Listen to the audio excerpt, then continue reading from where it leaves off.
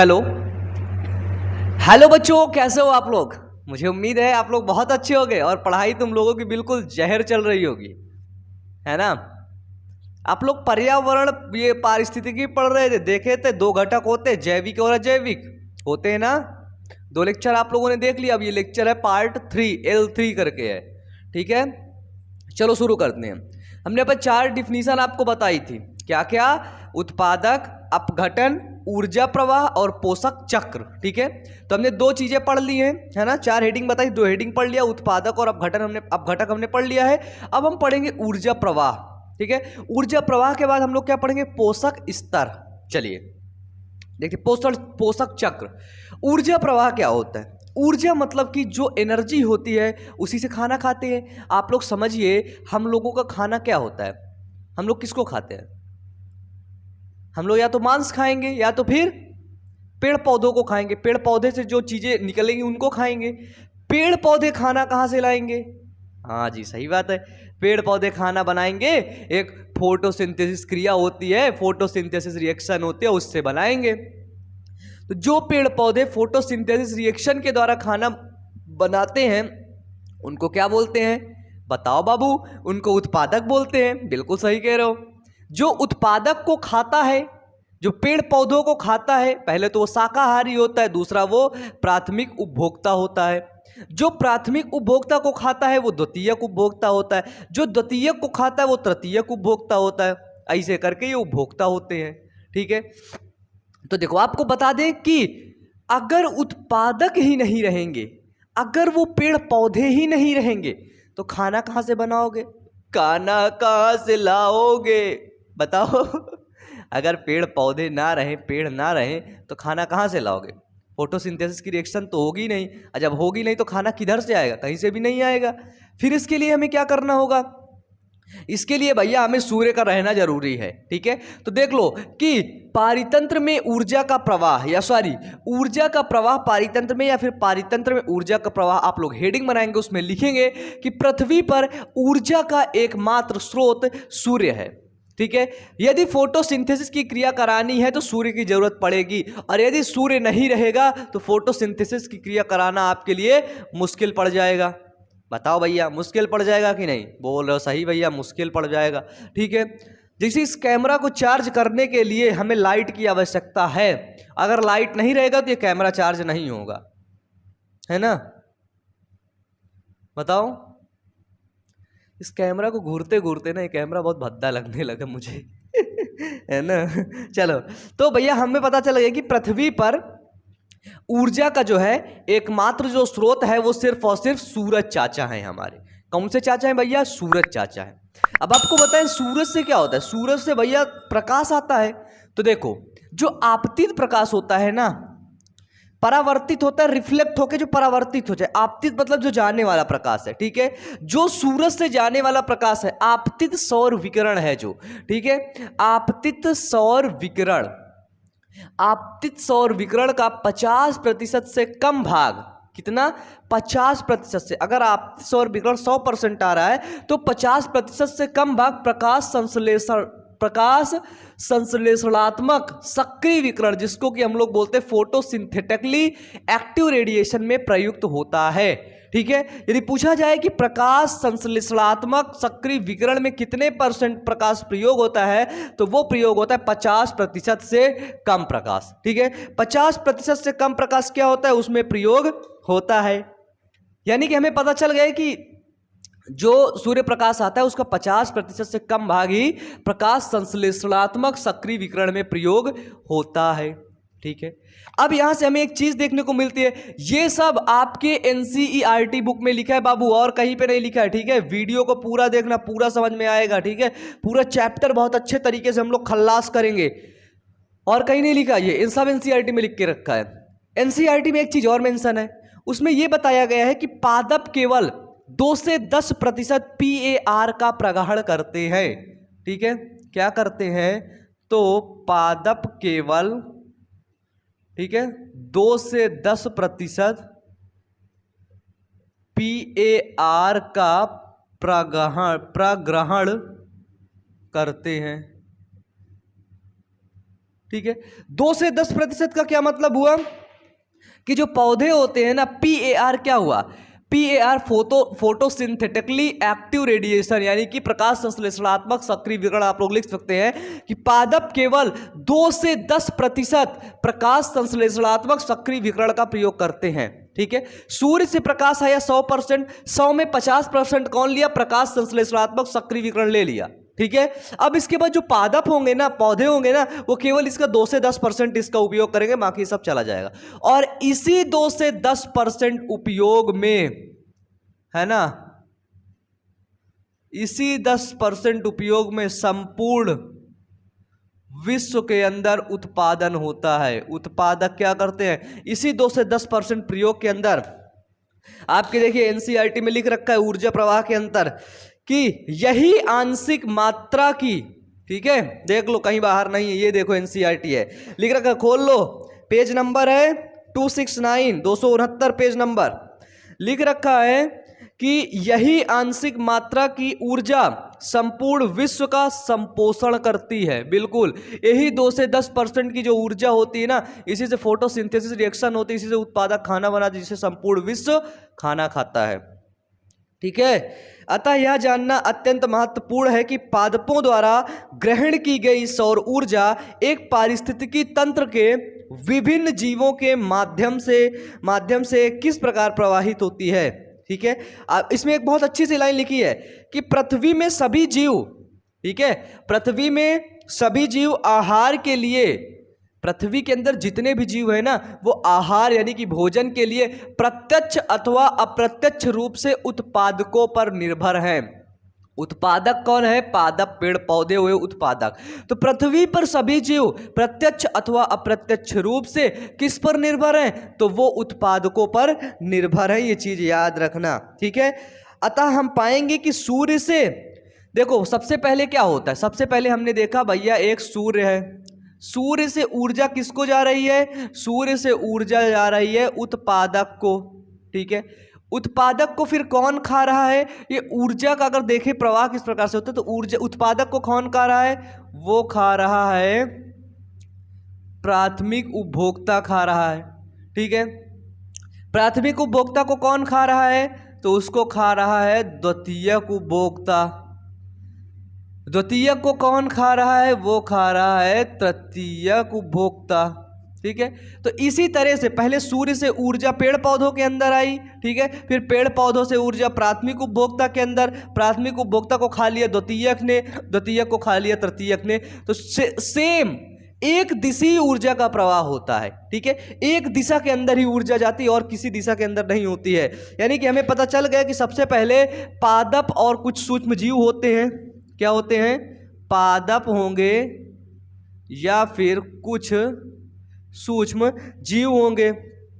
ये जीव क्या करेंगे, सूर्य की विकिरित ऊर्जा से, क्या करेंगे, सूर्य की विकिरित ऊर्जा,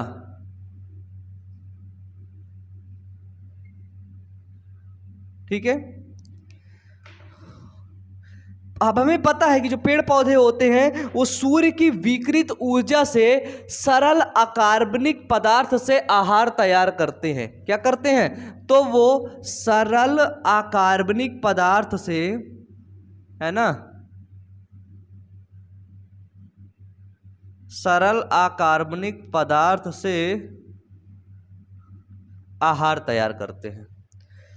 हमें पता चल गया कि भैया सूर्य का क्या चक्कर है, तो सूर्य का हमने देख लिया भैया, उसका यही चक्र है कि जो सूर्य की विकिरित ऊर्जा होती है, विकिरण वाली ऊर्जा होती है, उसी से इनके पास सरल अकार्बनिक पदार्थ रहते हैं और इसी ये सरल अकार्बनिक पदार्थ से ये क्या करते हैं, तो ये आहार तैयार कर लेते हैं। हमें पता चल गया कि सबसे पहले एक सूरज चाचा होंगे और सूरज चाचा से जो ऊर्जा होगी वो कहाँ ट्रांसफ़र होगी, तो वो ऊर्जा उत्पादक को होगी। फिर उत्पादक की ऊर्जा प्राथमिक उपभोक्ता को, प्राथमिक उपभोक्ता से ऊर्जा तृतीयक, फिर तृतीयक उपभोक्ता को पहुंच जाती है। तो इसमें क्या होता है, ऊर्जा का प्रवाह ऐसा नहीं है कि प्राथमिक उपभोक्ता सूरज से खाना बना ले डायरेक्टली, नहीं। अगर तुम्हें सूरज से खाना बनाना होगा तो सिर्फ और सिर्फ उत्पादक ही बनाएंगे। यानी कि जो ऊर्जा का प्रवाह हो रहा है ना, देखो वो एक दिशा में हो रहा है ना। वो ऐसे ऐसे नहीं हो रहा है कि ऐसे भी हो जाए वैसे भी हो जाए। जो ऊर्जा का प्रवाह है वो एक दिशी होता है। इसमें जो होता है, इसमें ऊर्जा का प्रवाह,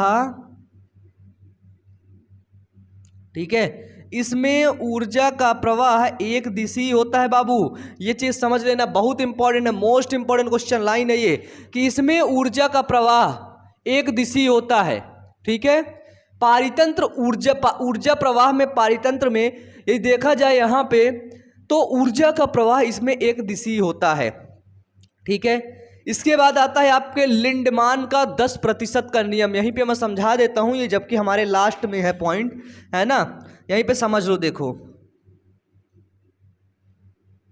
लिंडमान का 10% ऊर्जा का नियम, ऐसे करके पूछ लिया जाता है कि 10% का ऊर्जा का नियम किसने दिया, तो उसको दिया लिंडेमान ने। किसने दिया? लिंडेमान ने। इसमें क्या बताया, तो इसमें इन्होंने बताया कि केवल 10% भाग ही भोजन की, क्या बताया, कि केवल 10% भाग ही भोजन की ऊर्जा को, है ना, केवल 10% भाग ही भोजन की, ठीक है, केवल 10% भाग ही भोजन की ऊर्जा को प्रत्येक पोषक स्तर पर संरक्षित होता है। प्रत्येक पोषक स्तर पर संरक्षित होता है। देखो भैया, 10% ऊर्जा का नियम, लिंडमान ने क्या दिया, 10% ऊर्जा का नियम दिया। बिल्कुल सिंपल है, उसने बताया कि भैया जो ऊर्जा होती है वो केवल और केवल 10% ही ट्रांसफर होती है। कैसे? 10%। यदि सूर्य से उत्पादक ऊर्जा ले रहा है 100%, खाना बनाया, ठीक है, 90% सूर्य वो उत्पादक जो पेड़ पौधा था वो अपने काम में ले लिया, श्वसन किया, पेड़ को बड़ा किया, पत्तियां बनाया, टहनी बनाया, डाल बनाया, सब कुछ बनाया, तो 90% ऊर्जा वो अपने उत्पादक, अपने मतलब अपने शरीर के निर्माण में ले लिया। केवल उसके पास 10% ऊर्जा बचती है। अब जब उस उत्पादक को कोई खाएगा तो केवल उससे 10% ऊर्जा ही मिलेगी। अब इसने पाया इसका 10%, प्राथमिक उपभोक्ता ने 10% खा लिया, 10% से ये भी अपना शरीर वरीर बनाया, ठीक है, फिर इसके 10% जो खाया है ये, इसके लिए तो होगा 100%, फिर इससे 10% इसको मिलेगा, फिर इसने भी अपना भोजन शरीर बनाया, फिर इससे भी इसको 10% मिलेगा। यानी कि ऊर्जा 10% कम होती आगे चली जाती है। ठीक है, यदि आप देखें कि जो उत्पादक हैं, यदि एक उत्पादक है जिनके पास 1000 जूल ऊर्जा है, अभी समझा दूंगा ना, 1000 जूल इस पादप के पास, इस उत्पादक के पास ऊर्जा है। कितनी ऊर्जा समझो? 1000 जूल। इस उत्पादक को कौन खाएगा? तो इस उत्पादक को जाहिर सी बात है आपने बता दिया कि भैया जी प्राथमिक उपभोक्ता खाएगा। ठीक है, प्राथमिक उपभोक्ता। तो लिंडमान का 10% का नियम क्या बोलता है कि भैया अगर ये इसको खाएगा तो इसमें, ठीक है, अगर उत्पादक को प्राथमिक उपभोक्ता खाएगा तो इसमें सिर्फ और सिर्फ इसको 10% ही ऊर्जा मिलेगी। 10% का क्या मतलब होता है कि इसको केवल और केवल 100 जूल ही ऊर्जा मिलेगी। अब इसी 100 जूल से ये अपना काम करेगा, इसी 100 जूल से अपनी शरीर को निर्माण करेगा और ढेर सारी चीजें ये इसी 100 जूल से ही करेगा। अब देखो, फिर इस 100 जूल को कौन खाएगा? इस प्राथमिक उपभोक्ता को खाएगा द्वितीयक उपभोक्ता। फिर इसका 10% ही द्वितीयक उपभोक्ता को जाएगी, क्योंकि द्वितीयक उपभोक्ता प्राथमिक उपभोक्ता को खा रहा है, केवल 10% ही जाएगी, तो किसको केवल और केवल 10 जूल ही मिलेगा। ये है 10% ऊर्जा का नियम। फिर इस द्वितीयक उपभोक्ता को खाएगा कौन? तो वो खाएगा तृतीयक उपभोक्ता, और इस तृतीयक उपभोक्ता में केवल 10% का, इस 10 जूल का 10% जाएगा, यानी कि 1 जूल ही ऊर्जा ट्रांसफर होगी, 1 जूल ही ऊर्जा आगे बढ़ेगी। बताओ, इसमें कोई बहुत बड़ा सा पॉइंट है? यानी कि हमें साफ से पता चल गया कि भैया 10% ऊर्जा आगे बढ़ती चली जाती है है ना। अब देखो इसके पास तो ये उत्पादक था, इसके पास कितना था 1000 जूल था, समझना ये उत्पादक था, इसके पास 1000 जूल था, लेकिन प्राथमिक उपभोक्ता के पास कितना बचा, तो वो 100 जूल बचा। अब इस 100 जूल को जो खाएगा केवल उसके पास 10 जूल ही मिलेगा, 10 जूल को जो खाएगा उसके पास केवल 1 जूल ही मिलेगा, मतलब इस तरह करके ऊर्जा का स्तर कम होता चला जाता है। ये हुआ लिंडमान का नियम, 10% ऊर्जा का नियम। अभी एक एग्जाम्पल और है, चलो मिटा दूं इसको, मैं इसको मिटा दूं, आगे बढ़ते हैं। चलो स्क्रीनशॉट ले लो इसका, मुझे उम्मीद है तुम लोग ले लिए होगे।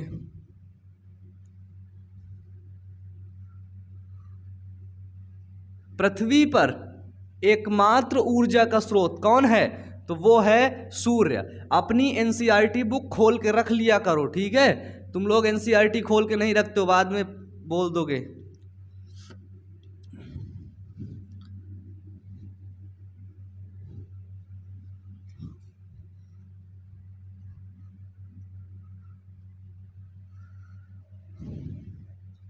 जैसे हमने देखा लिंडमान का 10% नियम है, जैसे है घास, घास को कौन खाता है, घास को खाया टिड्डा, टिड्डा को कौन खाया, टिड्डा को खा लिया मेढक, घास को खा लिया टिड्डा, टिड्डा को खा लिया मेढक, मेढक को कौन खाता है, मेढक का प्रिय भोजन होता है सांप, सांप किसको किसको खाता है, तो सांप चूहे को खाता है और मेढक को खाता है प्रिय भोजन।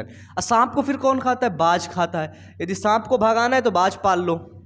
यदि हमने देखा इस घास के अंदर, इस घास के अंदर 10,000 जूल है, कितना है 10,000 जूल, गिनो, इकाई दहाई सैकड़ा हजार 10,000 है ना, 10,000 जूल इस घास के अंदर ऊर्जा है। तो इस टिड्डे को ऊर्जा कितनी जाएगी, क्योंकि टिड्डा कितना खा रहा है, टिड्डा घास खा रहा है ना, टिड्डा घास खा रहा है, टिड्डे को ऊर्जा कितनी मिलेगी, जाहिर सी बात है आपने बताया कि भैया टिड्डे को ऊर्जा इसकी 10% मिलेगी, 10% इसका कितना होता है, इसको 1000 जूल इसको ऊर्जा मिलेगी। इस टिड्डे को कौन खा रहा है, मेढक, मेढक को कितनी ऊर्जा मिलेगी 10%, इसका 100 जूल मिलेगी। इस मेढक को कौन खा रहा है, सांप, सांप को कितनी मिलेगी 10 जूल मिलेगी। इस सांप को कौन खा रहा है, बाज, बाज को कितनी ऊर्जा मिलेगी 1 जूल मिलेगी। बस खत्म, खत्म कहानी, हो गया। यही है लिंडमान का 10% का नियम, ये बहुत पूछा जाता है। हो गया, खत्म, टाटा बाय बाय। मिटा दे इसको, मिटा दें, थक गए क्या, मिटाएं। चलो ये बहुत अच्छा एग्जाम्पल है, दुनिया का बेस्ट एग्जाम्पल, याद रखना। अब देखो, अब आता है हमारा खाद्य श्रृंखला।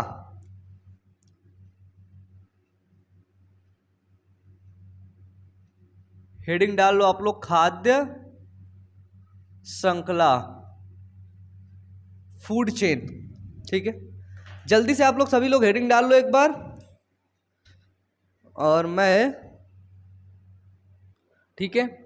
तो यहां पे हम लोग देखते हैं फूड चेन, ठीक है। खाद्य श्रृंखला क्या होती है, खाद्य श्रृंखला मतलब जो एक जीव है वो दूसरे जीव को खा रहा है, फिर उस दूसरे जीव को कोई और खा रहा है, कोई और खा रहा है, होता है कि नहीं। पारिस्थितिकी तंत्र के अंदर, है ना, पारिस्थितिकी के अंदर आप लोगों ने देखा है कि एक जीव को दूसरा जीव आकर के खा जाता है, एक जीव दूसरे जीव का आराम से उसका भोजन बना लेता है, होता है कि नहीं होता, बताइए। जैसे घास खा रहा है, घास को कौन खा रहा है, टिड्डा खा रहा है, टिड्डा को कौन खा रहा है, मेढक खा रहा है, मेढक को कौन खा रहा है, सांप खा रहा है, सांप को कौन खा रहा है, सांप को भैया बाज, बिल्कुल चबा चबा के हजम कर दिया, खत्म। तो खाद्य श्रृंखला क्या होता है, देखो कि सभी खाद्य श्रृंखला सूर्य से ऊर्जा के साथ शुरू होता है। खाद्य श्रृंखला कब शुरू होगा, कि भैया सबसे पहले घास आई ना, घास यदि नहीं रहेगी टिड्डा क्या खाएगा, टिड्डा ऐसे ही तड़प तड़प के मर जाएगा, और टिड्डा मर जाएगा तो मेढक तो टिड्डा पर निर्भर था, मेढकवा मर जाएगा, और जब मेढकवा मरेंगे तो मेढक पर कौन निर्भर था, सांप निर्भर था। सपवा देखेगा कि यार मेढक मिल ही नहीं रहा है, अबे यार मेढक वेढक कहीं दिखाई नहीं दे रहा है, सांप भी तड़प तड़प के मर जाएगा। जब सांप मर जाएगा बाज देखेंगे कि यार सांप वाप कहीं, ऐसे देखेंगे यार सांप वाप कहीं दिख ही नहीं रहा है, वो भी बाजो मर जाएंगे। तो सबसे पहले शुरू कहाँ से होता है, ये खेल शुरू होता है उत्पादक से, घास, पेड़ पौधे, ठीक है, इससे शुरू होता है। तो इसमें साफ से लिख रखा है कि सभी खाद्य श्रृंखला सूर्य से ऊर्जा के साथ शुरू होता है। सूर्य की ऊर्जा मिलेगी घास को, पेड़ पौधे को, उत्पादक को, फिर वो कुछ उत्पादित करेंगे, फिर उसको खाएंगे, प्राथमिक उपभोक्ता, फिर द्वितीयक, फिर तृतीयक, ऐसे करके खाते रहेंगे। ठीक है, तो यही होती है खाद्य श्रृंखला। खाद्य श्रृंखला क्या है? तो एक दूसरे को खाने वाले जीवों का अनुक्रमण एक खाद्य श्रृंखला बनाता है। ठीक है, एक दूसरे को खाने वाले जीवों का अनुक्रमण, भैया वो इसको खा लिया, वो उसको खा लिया, वो इसको खा लिया, वो उसको खा लिया, है ना। तो एक दूसरे को खाने वाले जीवों का अनुक्रमण क्या होता है? एक खाद्य श्रृंखला बनाती है। ठीक है, यहां पे देखो कि पारितंत्र के भीतर एक पारितंत्र होता है, एक इकोसिस्टम होता है, तो उस इकोसिस्टम के भीतर विभिन्न जीवों में पोषण स्तर, समझना, विभिन्न जीवों में पोषण स्तर, एक पारितंत्र के भीतर, ये क्या हो रहा है? ठीक है, तो एक पारितंत्र के भीतर विभिन्न जीवों में पोषण स्तर के माध्यम से संबंध होता है। ठीक है, एक जीव से विभिन्न जीव में, ठीक है, पोषण स्तर के माध्यम से क्या होता है? तो वो माध्यम से संबंध होता है, अर्थात प्रत्येक जीव किसी अन्य जीव का भोजन बन जाता है। क्या होता है? तो प्रत्येक जीव, कोई ना कोई ऐसा जीव होता है जो किसी न किसी जीव का भोजन बन जाता है। खत्म कहानी भैया, भोजन बन गए, खा लिए गए। सबसे पहली खाद्य श्रृंखला आती है चारण खाद्य श्रृंखला। कौन सी? चारण खाद्य श्रृंखला, जिसको बोलते हैं परभक्षी खाद्य श्रृंखला। सबसे पहली खाद्य श्रृंखला आती है चारण खाद्य श्रृंखला, जिसको बोलते हैं परभक्षी खाद्य श्रृंखला। ठीक है, चारण खाद्य श्रृंखला, परभक्षी खाद्य श्रृंखला। ठीक है, प्रीडेटर, प्रीडेटर फूड चेन। चारण मतलब क्या होता है? चारण मतलब होता है भैया चरने वाला। अब भैया बताओ, भैंसा चारा चर गई, भैंसा होता है ना, बकरी चारा चर गई, बकरी घास चर गई, घोड़ा घास चर गया, है ना, गैया घास चर गई। चारण मतलब चरने वाला। भैया चरने वाला जहां से खाद्य श्रृंखला शुरू होती, चरने, चारण मतलब चरने वाला, चरना मतलब घास। तो सबसे पहले घास आएगा, क्या आएगा? सबसे पहले आएगा बाबू घास। चारण मतलब चरने वाला, गैया चारा चर गई। जब चारा रहेगा तभी तो गैया रहेगी, नहीं तो गैया कहाँ से रहेगी? तो सबसे पहला आएगा घास। चारण खाद्य श्रृंखला के अंदर क्या होगा? सबसे पहले आएगा घास। घास को खाने वाला कौन मिल गया हमको? घास को खाने वाला मिल गया टिड्डा। टिड्डा को खाने वाला हमको मिल गया चाचा मेढक। मेढक को खाने वाला मिल गया हमको सांप। सांप को खाने वाला मिल गया हमको बाज। ठीक है, घास, टिड्डा, मेढक, सांप, बाज। घास, टिड्डा, मेढक, सांप, बाज। तो ये हुआ भैया चारण खाद्य श्रृंखला के अंदर। ठीक है, यानी कि चारण मतलब चरना, घास हो गया। घास क्या हुआ हमारा? तो हमको पता है भैया, घास हुआ उत्पादक। टिड्डा क्या है? ये है हमारा प्राथमिक उपभोक्ता। ठीक है, ऐसा नहीं है कि टिड्डा जाके बाज को खा डालेगा, नहीं, बाज दुई तमाचा मार के भगा देगा। प्राथमिक उपभोक्ता। और ये क्या है? ये है आपका द्वितीयक उपभोक्ता। ठीक है, फिर ये तृतीयक उपभोक्ता, फिर ये चतुर्थ उपभोक्ता। ठीक है, यदि इसका पोषक स्तर में बात किया जाए, ठीक है, द्वितीयक उपभोक्ता, देखना, तृतीयक उपभोक्ता, उच्च उपभोक्ता, सर्वोच्च उपभोक्ता। ठीक है, यदि पोषक स्तर में, अभी पोषक स्तर का चार्ट अलग से, मैं उसको अलग से बना करके आपको समझाऊंगा। ठीक है, तो पहला हुआ आपका चारण खाद्य श्रृंखला। ठीक है, तो पहला कौन सा हुआ? पहला हुआ चारण खाद्य श्रृंखला। दूसरा है अपरद या मृतोपजीवी खाद्य श्रृंखला। मिटा दो इसको, मैं इसको मिटा देता हूं, फिर आगे बढ़ते हैं। लिख लेना, तुरंत लिखना। अपरद जानते हो ना, अभी हमने पढ़ा था पिछली क्लास के अंदर, है ना, अपरद पढ़ा था। अपरद क्या होता है? डिट्राइड्स, है ना। अपरद या मृतोपजीवी खाद्य श्रृंखला।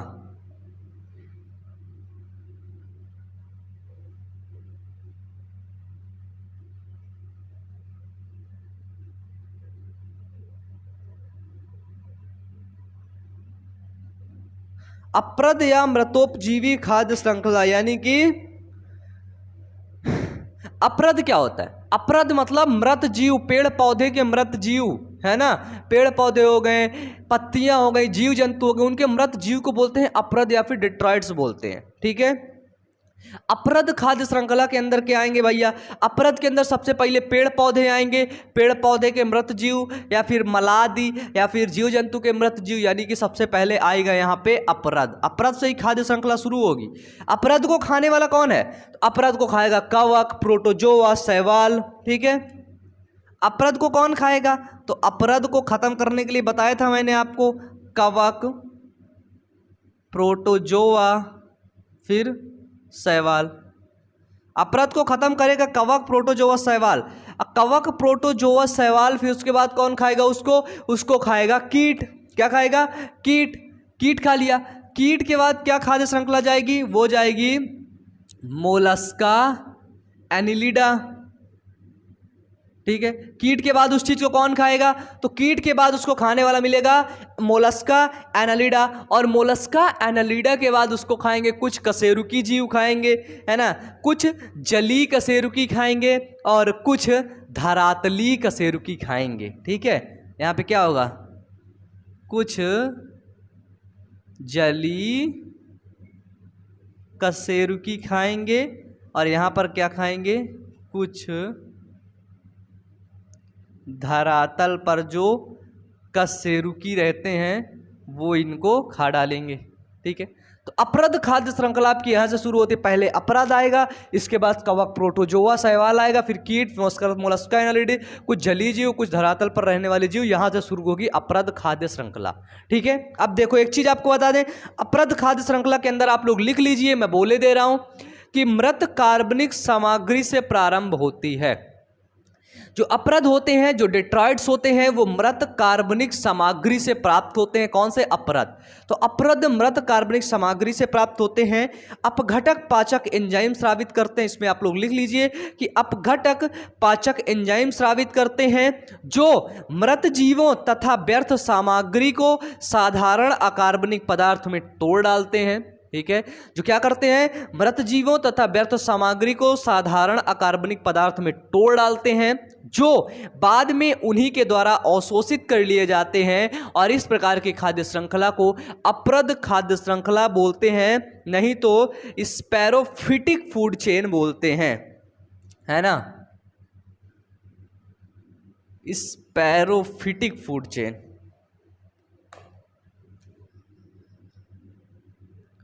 स्पैरोफिटिक, देखा, बड़ा बड़ा लिख दिया ताकि तुम लोग को दिख जाए ना, तुम लोग को कभी कभी दिखता भी नहीं। स्पैरोफिटिक फूड चेन बोलते हैं अपरद खाद्य श्रृंखला। इसके बाद आता है परजीवी खाद्य श्रृंखला। भैया मिटा दे इसको, अपरद खाद्य श्रृंखला मिटाएं। चलो जल्दी से लिखो यार तुम लोग, नहीं तो ये क्लास बहुत लंबी हो जाएगी। इतना लंबा, इतना लंबा, इतना लंबा, है ना, बहुत लंबा। इतना लंबा कर रहे हो, कितना लंबा हो गया? बहुत लंबा हो गया है ना, इसको मिटा देता हूँ भैया। मैंने देखा, मैं एक कोचिंग में देख रहा था, कोचिंग जैसे बड़ी बड़ी कोचिंगें हैं ना, जैसे आपकी बड़ी बड़ी कोचिंगें हो गई, तो वहाँ पे जो ऑफलाइन बैचेस चलते हैं ना, वहाँ पर भी वाइट बोर्ड से पढ़ाया जाता है। तो बाद में मुझे पता चला यार मैं भी, ठीक है, मेरा भी अच्छा है, कोई वो नहीं है। ठीक है, टीचर आते हैं सामने, उसमें रख लेते हैं अपनी जो भी उनको पढ़ाना होता है, फिर वो अपने हिसाब से पढ़ाते रहते हैं। इसके बाद तीसरा नंबर आता है परजीवी खाद्य श्रृंखला, है ना।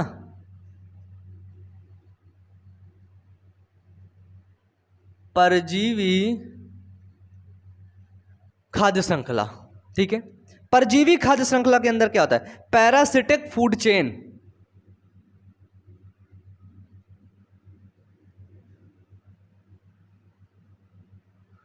परजीवी खाद्य श्रृंखला के अंदर क्या होता है? पैरासिटिक फूड चेन के अंदर क्या होता है? परजीवी, यानी कि जो परजीवी होते हैं ना, छोटे छोटे जो जीव होते हैं ना, इनकी खाद्य श्रृंखला वहां से शुरू होती है ना।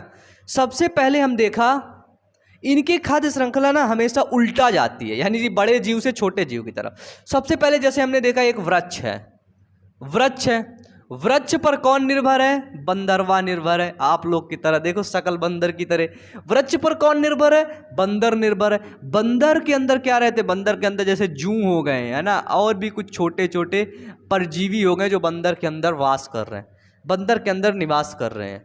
तो आप लोग इसको लिख सकते हैं। इसमें क्या लिखेंगे कि इस प्रकार की खाद्य श्रृंखला बड़े जंतुओं तथा पौधों से छोटे जीव की ओर आती है। है ना, लिख लो कि इस प्रकार की खाद्य श्रृंखला, इस प्रकार की खाद्य श्रृंखला बड़े जीव तथा पौधों से छोटे जीव की तरफ आती है। ठीक है, लिख लेना इसको अपनी कॉपी में सजा सजा के, याद कर लेना, नोट्स बनाते हुए चलना। सभी लोग अपनी नोट्स को मेरी इंस्टाग्राम आईडी पर भेजेंगे, मैं उनको चेक करूंगा। ठीक है, सच में मजाक नहीं कर रहा। इंस्टाग्राम की लिंक नीचे डिस्क्रिप्शन क्या हो गया, नीचे डिस्क्रिप्शन बॉक्स पर हो रही, लंबी क्लासेस है ना सब। चलो, तो इस प्रकार की खाद्य श्रृंखला बड़े जंतुओं तथा पौधे से छोटे जीव की ओर जाती है। फिर आप लोग इसमें लिखिए कि इस खाद्य श्रृंखला में पोषक स्तर का आकार तो घटता जाता है। ठीक है, इस प्रकार की खाद्य श्रृंखला के अंदर क्या होता है, पोषक स्तर का जो आकार होता है वो घटता जाता है, वो कम होता जाता है, परंतु पोषक स्तरों की संख्या बढ़ती है। ठीक है, लेकिन क्या होता है इसके अंदर, लेकिन इसके अंदर पोषक जो स्तर होते हैं, तो पोषक स्तर की संख्या इसके अंदर बढ़ती है। जैसे सूर्य हुआ, सूर्य को घास खा रहा है, सूर्य से एनर्जी घास को मिल रही है ना। जैसे हमने देखा सूर्य से एनर्जी किसको मिल रही है, घास को मिल रही है। अब इस घास को हिरण खा रहा है ना। इस घास को जैसे हमने देखा हिरण खा रहा है। अब हिरण को भैया कौन खा रहा है, तो हिरण को खा रहा है शेर खा रहा है। शेर के अंदर क्या है, शेर का जो खाने वाला है वो शेर के अंदर जू है, छोटे छोटे पैरासाइट है, वो शेर को खा रहे हैं। शेर के अंदर उसके कुछ पैरासाइट होंगे, है ना। इसी तरह ये घास है, हमने देखा यहाँ पे सूर्य से एनर्जी कौन ले रहा है, उत्पादक सबसे पहले लेगा, तो वो हुआ पादप, है ना। सबसे पहले एनर्जी पादप ले रहा है। पादप को कौन खा रहा है, पादप को जैसे हमारी कुछ चिड़िया खा रही हैं, है ना। चिड़िया के अंदर जू पाया गया, जोंक पाई गई, अन्य परजीवी छोटे छोटे जीव इसके अंदर पाए गए। ठीक है, जू जोंक परजीवी अन्य मच्छर वच्छर इसी के अंदर पाए गए, इसी के अंदर रहते हैं, अपना ऐसो आराम करते हैं। तो वो क्या होते हैं, तो वो होते हैं परजीवी खाद्य श्रृंखला। क्या होते हैं, तो वो होते हैं परजीवी खाद्य श्रृंखला।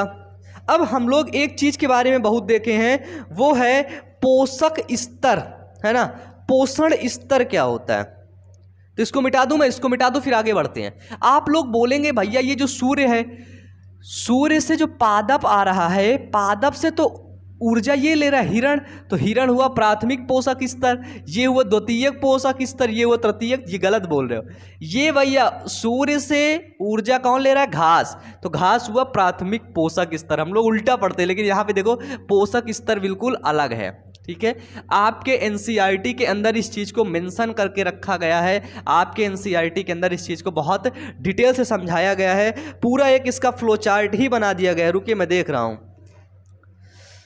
ये देखिए पेज नंबर 271 271 के अंदर पेज वो दिया गया है। ठीक है, बिल्कुल आपका डायग्राम। सबसे पहले क्या है, तो सबसे पहले हम लोग देख रहे हैं, इसमें लिखा गया है सबसे पहले है प्राथमिक उत्पादक। प्राथमिक उत्पादक के बाद इसको मिलता है प्राथमिक उपभोक्ता। प्राथमिक उपभोक्ता के बाद इसको मिलता है द्वितीयक उपभोक्ता। फूड चेन पढ़ लिए ना, अभी फूड वेब पढ़ेंगे। द्वितीयक उपभोक्ता के बाद इसको मिलता है तृतीयक उपभोक्ता। ठीक है, तो ये खाद्य श्रृंखला ऊपर की तरफ जा रही है। ठीक है, नीचे की तरफ नहीं आ रही, सोच लेना वहां से नीचे आ रही है। ये देखो ऐसे जा रही है। ठीक है, आपके बुक में भी ऐसे बना है। तो सबसे पहले हमने देखा प्राथमिक उत्पादक जो होते हैं ना, वो किससे पोषक लेते हैं, वो सूर्य से लेते हैं। ठीक है, तो ये क्या हुआ, ये पहली पोषण स्तर हुई। ये क्या हुई, ये प्रथम पोषण स्तर हुआ। ठीक है, सूर्य से पोषण ले रहा है। ये क्या हुआ, तो ये हुआ द्वितीयक पोषण स्तर। समझ रहे हो, फिर ये क्या हुआ, समझ रहे हो, ये हुआ तृतीयक पोषण स्तर। ये क्या हुआ, तो ये हुआ चतुर्थ पोषण स्तर। ठीक है, ये हुआ चतुर्थ पोषण स्तर। प्रथम पोषण स्तर, द्वितीयक पोषण स्तर, तृतीयक पोषण स्तर, चतुर्थ पोषण स्तर। ठीक है, ये क्या है, प्राथमिक उत्पादक जो हैं वो पादप हैं। ठीक है, इन जो पादप को जो खाता है वो क्या होता है, तो वो हमें पता है वो शाकाहारी होता है। ठीक है, बिल्कुल जस्ट बिकॉज ऐसे ही आपके बुक में ऐसे ही इमेज बना गया है, जो इसको खाएगा वो क्या होगा बाबू, तो वो होगा शाकाहारी होगा, है ना, शाकाहारी। शाकाहारी जो द्वितीयक उपभोक्ता को प्राथमिक उपभोक्ता खाएगा तो ये हुआ मांसाहारी, है ना। अब ये फिर क्या हुआ, ये हुआ उच्च मांसाहारी। ठीक है, ये वो उच्च मांसाहारी। ये किसका डायग्राम है, तो ये डायग्राम है, लिख रखा है कि एक पारिस्थितिकी तंत्र में पोषण स्तर का आरेखी निरूपण, है ना। एक पारिस्थितिकी तंत्र में पोषण स्तर का आरेखी निरूपण। बताओ जल्दी से, बोर हो रहे हो क्या बाबू, बोर नहीं होना है, बस इसे पढ़ लेना, खत्म करना है। पादप के अंदर क्या हुए, तो इसके अंदर पादप प्लवक, है ना, पादप प्लवक घास वृक्ष आदि आते हैं, है ना। जिसके अंदर क्या आया, इसके अंदर पादप प्लवक घास वृक्ष आदि आया। फिर जंतु प्लवक टिड्डे गाय आ गई इसके अंदर, किसके अंदर, शाकाहारी के अंदर क्या हो गया, जंतु प्लवक टिड्डे गाय आ गई। ठीक है, इसके अंदर क्या हुआ, तो इसके अंदर जंतु प्लवक टिड्डे गाय आ गई। फिर पक्षी मछलियां भेड़िया आ गया इसके अंदर, है ना। इसको खाने वाला कौन है, पक्षी हो गया, मछलियां हो गया, भेड़िया आ गया। भेड़िया के बाद इनको सबको खाने वाला कौन है, मछली को, भेड़िया को, पक्षी खाने वाला कौन है, तो वो है मनुष्य है, और शेर आ गया। ये क्या है, ये सभी उच्च मांसाहारी के अंदर आते हैं। लेकिन आप बोलोगे मैं तो भैया पूरा शाकाहारी हूँ, लेकिन मनुष्य की जो जाति है वो पूरी उच्च मांसाहारी है। ठीक है, ये समझ लो, तुम अपने ऊपर मत ले जाना किसी भी चीज़ को। ठीक है, तुम्हारे चाचा लोग सब खाते हैं, है ना। चलो याद तक समझ में आ गया भैया। एक पारिस्थितिकी तंत्र में पोषण स्तर, अब ये देखो इसको पूरा खत्म करना पड़ेगा, बिल्कुल थकना नहीं है, रुकना नहीं है, फुल एनर्जी फुल जोश बना रहे नहीं, वो पीटूंगा। इसको लिखो अपने कॉपी में, लिखो भैया, लिख लिए, चलो मिटा दें। खाद्य श्रृंखला अब हमारी यहाँ पे ख़त्म होती है। तुम लोग खुश हो जाओ कि भैया खाद्य श्रृंखला आज हमने पढ़ लिया, और अब तुम्हें दोबारा से कहीं भी पढ़ने की ज़रूरत नहीं पड़ेगी। तुम अब खाद्य श्रृंखला जा कर के पढ़ो, है ना। ये सब चीज़ें तुम्हें पढ़ने की ज़रूरत नहीं पड़े, क्यों, क्योंकि यहाँ पे तुमने बहुत अच्छे तरीके से पढ़ लिया है। अब पढ़ेंगे अपन लोग खाद्य जाल। क्या पढ़ेंगे, खाद्य जाल, फूड वेब।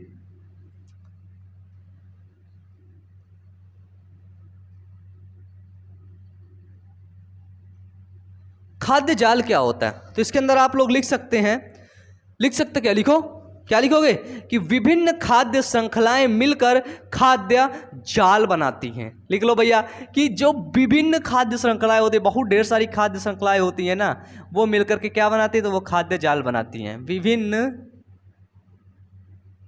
विभिन्न खाद्य श्रृंखलाएं मिलकर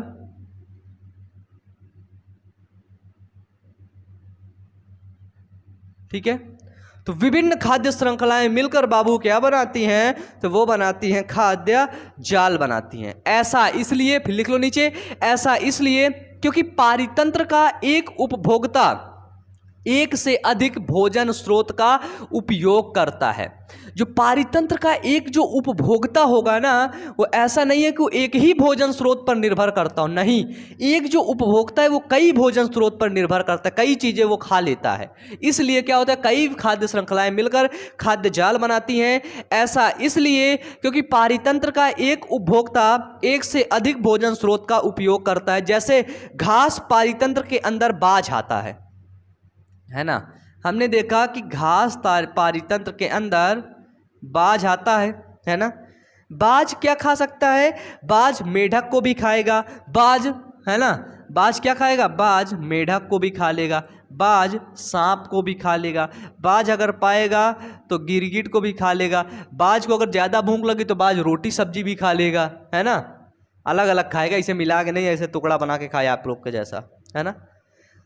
तो इसलिए इसमें देखो, इसमें खाद्य श्रृंखला के अंदर क्या होगा, जो ऊर्जा का प्रवाह होगा क्या एक दिशा होगा, नहीं होगा।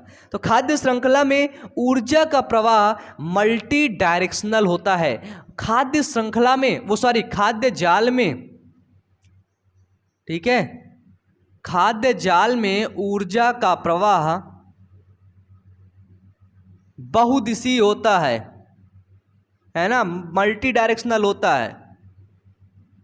ठीक है, क्या होता है बाबू? तो खाद्य जाल में जो ऊर्जा का प्रवाह होता है वो बहुदिशीय होता है। जैसे कि एक पौधा है, हमने ले लिया कोई एक पौधा है, हमने देखा कि इस पौधे के अंदर चिड़िया भी निर्भर है ना। इस पौधे के अंदर क्या करती, चिड़िया भी अपना खाना खा रही। इस पौधे से जो अपना जो इसका कुछ पेड़ पौधे फलवल गिर रहा है उसको चूहा भी खा रहा है। ठीक है, हमने देखा इस पौधे के अंदर छोटे छोटे कीट भी हैं, है ना, इस पेड़ के अंदर अपना जीवन वास कर रहे हैं। इस कीट को खाया जा रहा है मेढक, अब मेढक को तुरंत खाया जा रहा है सांप, है ना, मेढक को खाया जा रहा है सांप। इस जो पौधा है ना, इस पौधे के अंदर एक खरगोश भी है ना, इस पौधे पर निर्भर है खरगोश, इसके आसपास घोंसला बना लेता है, सुबह शाम कुछ फलवल गिरता है तो खा लेता है। और जब ये खाने की तरफ निकलता है तो सांप ऐसे बैठे देखता रहता है, इधर कहीं तो सांप नहीं है, मैं भी देख लूँ भैया, इधर कहीं तो मुझे बहुत डर लगता है इधर खरगोश है, तो इस खरगोश को कौन खा लेगा? खरगोश को तुरंत खा लेगा सांप। यहाँ पे सांप सांप बोलना पड़ता है, मुझे तो इतना डर लगता है कहीं स्नेक आ ना जाए ना, नहीं तो मैं भाग जाऊँ यहाँ से, है ना, तो लोगों को पढ़ाने ना हूँ 2-4 दिन में। तो ये होता है खाद्य जाल। ठीक है, तो खाद्य श्रृंखला और खाद्य जाल में अगर पूछा जाए कि भैया कोई डिफरेंस बता दो, सिर्फ एक डिफरेंस कि खाद्य जाल में जो ऊर्जा का प्रवाह होता है वो एक दिशीय होता है, लेकिन वो खाद्य श्रृंखला में, लेकिन खाद्य जाल में जो ऊर्जा का प्रवाह होता है वो बहुदिशीय होता है, मल्टी डायरेक्शनल होता है, और खाद्य श्रृंखला के अंदर सिंगल डायरेक्शनल होता है। ठीक है, बस यही चीज़ें थी खाद्य जाल के अंदर।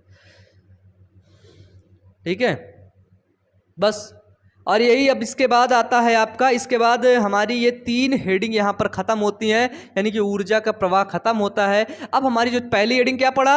उत्पादकता पढ़ा, फिर क्या पढ़ा? अब घटक पढ़ा, फिर क्या पढ़ा? ऊर्जा प्रवाह पढ़ा। अब क्या पढ़ेंगे? अब पढ़ेंगे पोषक चक्र, पोषण चक्र। ठीक है, लेकिन हमारे एनसीईआरटी में भैया गलत कर दिया, एनसीईआरटी में लिख दिया है पारिस्थितिकी पिरामिड, यहाँ से पढ़ाने लगा है, लेकिन हम आपको सबसे पहले अब पढ़ाएंगे पोषक चक्रण। ठीक है, पोषक चक्रण से अब हम लोग शुरू करेंगे। तो आज की क्लास में आप लोगों ने बहुत कुछ पढ़ा, तुम लोग मुझको बहुत चिल्लवा लिए, मेरा गला खूब दर्द करने लगा है। तो आज की क्लास यहीं तक रखते हैं, मिलते हैं नेक्स्ट क्लास में, तब तक के लिए पढ़ते रहिए अच्छे से, मेहनत करते रहिए। Wish you all the best, thank you.